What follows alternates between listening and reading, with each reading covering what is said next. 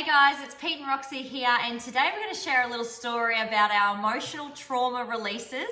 It's all around just when you're feeling like you're getting to a really good place and then boom, something hits you.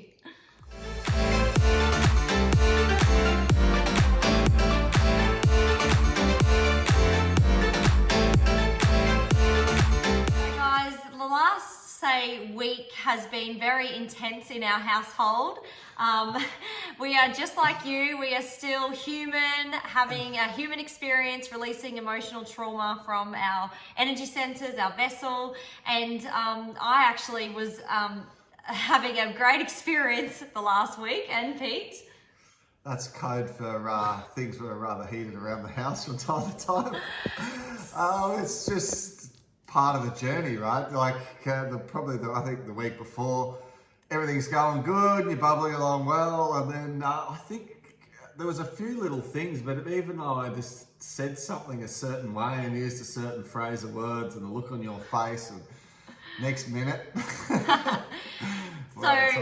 So I was coming into my moon cycle and it was a little bit late and my hormones were really on fire this month, and I knew that something big was coming. And I remember sitting having my breakfast one morning and I was looking at Pete and I was like, something big is coming. And at night time I was having irregular sleeps, heat coming through my body, and lots of purging of cellular memory being released. And I just thought, oh my God, there's something really huge coming. And when I dug a little deeper, it was finally exposed to me. And it was around my childhood when I was 5 or so years of age.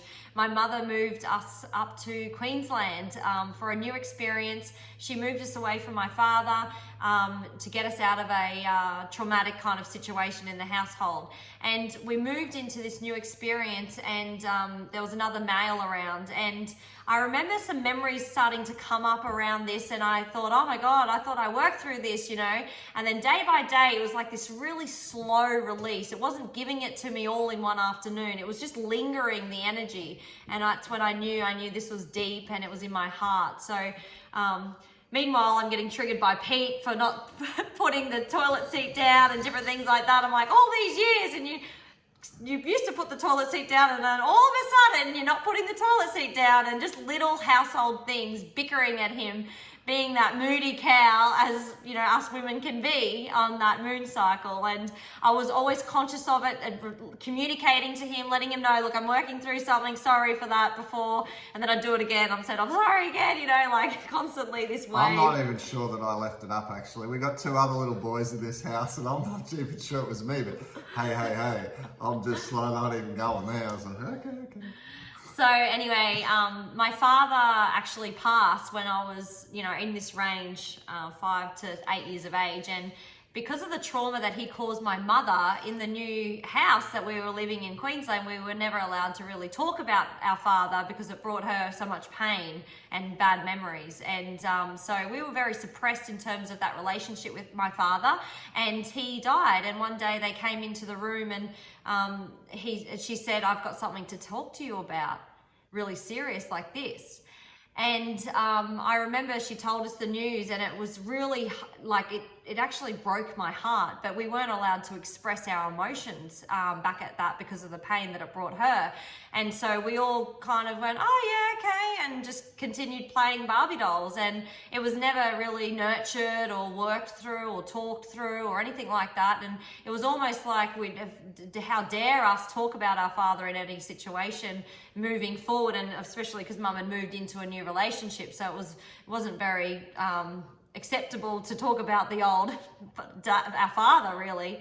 But yeah, I got triggered one morning. It all came to me when Pete came into the room, and he came and laid next to me, and he looked me in the eyes and he goes, I've got something to talk to you about. And that's when I went, and it just all came flowing back in. And poor Pete, he's like, oh, it's just about the gate. It's just about the gate. I just want to talk to you about the gate. It's not serious.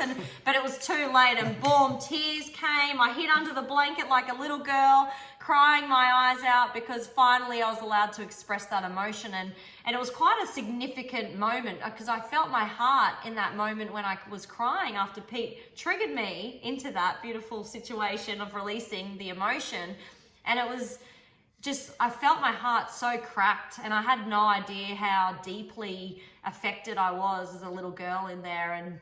And yeah, so there was some aftershocks around that day and processing, and you know, like I said, it was a real slow release. It wasn't, you know, 4 hours and it was kind of done. It was really like a really long ceremony of releasing, and I really honor that part of me. I've moved that back into my heart center, brought that precious little girl back into me, and you know, I honor that emotion. I honor that experience of being that little girl and having that disconnection from my father. And I've come back as a whole, because I can't ascend without that little girl. I need to bring her with me. I need to bring those emotions, that shadow, with me for the ascension. So that's why we thought it was quite powerful to share, and like realize that we're all still moving through these emotions in our marriages. We need to have that communication and trust that it's not him. It's just an emotion that we're working through. It's not me, it's you. You know, what holds us back in our progress, what stops us being high vibe, what's holding us back in our ascension is basically trapped traumas, trapped emotion, trapped patterns in our energy field. So clearing our energy field and doing the inner work and going within to clear and to get and move through things and to see the lesson helps us to elevate, helps us to ascend. And sometimes people ask me, so when does it stop? Like, when is it over? And the answer really, when you really cut to it, is it's never going to be over. Like, it's never going to be happiness ever after, because the whole purpose of being human is to experience duality, is to experience the gift that is understanding that our emotions give us this infinite opportunity to grow and develop and see different aspects of ourselves. And once you realize that these different situations, and like, while they might be, you know, not so nice at the time, like, well, look at the week you've had this week. Oh, amazing. I feel lighter, so much lighter. And my channeling's so much clearer as well. So, like, when those situations are going on, you know, and it's intense, you can kind of remind yourself, you know, this too shall pass. But realize, really, like you were saying, and it's an important point, it's a gift. It's an opportunity to grow and to develop. If all we ever did was float along in bliss and happiness, we wouldn't appreciate happiness, but, you know, we wouldn't grow. We grow through identifying and being the observer of what's going on within us and how we're feeling and what our emotions and reactions are. And we identify that. So we first observe what's going on and identify it. Then we sort of process it and see if we can get some sort of clarity and understanding, and then just release it. And even more recently, we've been working on transmuting these negative emotions. Instead of like burning them up in the sun, redirecting that negative energy and refocusing it to something that we'd love to manifest, something that we'd like to have more of in our life, and actually use the energy that our being is producing. And while it might have been focused momentarily on negativity, we refocus into the positive, and wow, that has meant that, you know, the dips of life, we still have the dips, but gee, the highs are getting higher, and the great moments are getting even more special. And we just wanted to like share that this week, because your connection has really got strong after letting go of that density, right? This video just started over there at the kitchen bench when you were talking about how you feel like your vision's improving in terms of, you know, when you're in meditation. Yeah.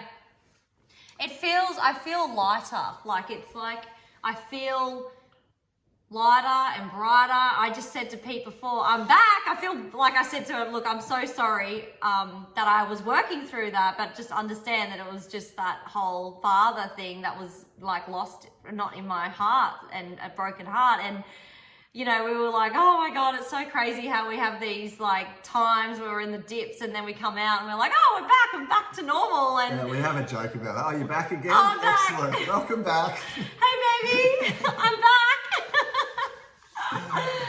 So just be kind, be compassionate to yourself and others around you. It's certainly not an easy journey, but it's very worthwhile, and you are here for the mission. You're here to fulfill your purpose.